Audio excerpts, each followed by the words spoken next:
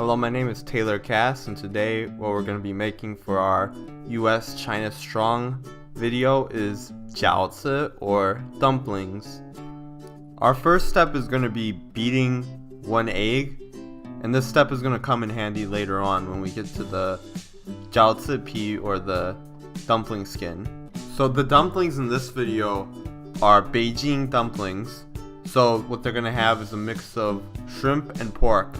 For the filling, after we mix the shrimp and pork together, we're going to add some chives.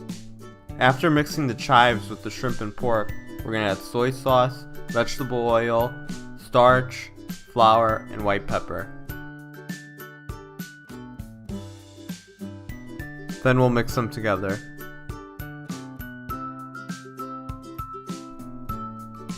After mixing everything together, we can put the filling on the jiaozi pi, the dumpling skin. Now we're going to take that egg we beat it earlier, and we're going to put it on the outer rim of the dumpling skin with a brush. This is going to allow us to close the dumpling so none of the filling on the inside gets out when we cook it.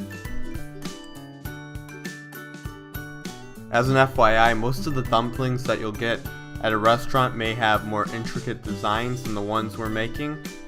That's because we're not exactly dumpling experts. We haven't been doing this for a long time.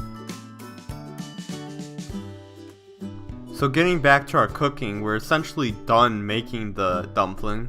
All we have to do is cook it. So what we're first going to do is steam the dumplings in a pan.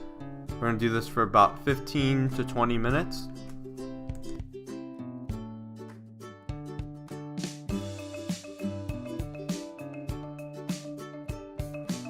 After this, we're going to go into another pan, add some oil, and then fry the dumplings for 5 minutes on each side.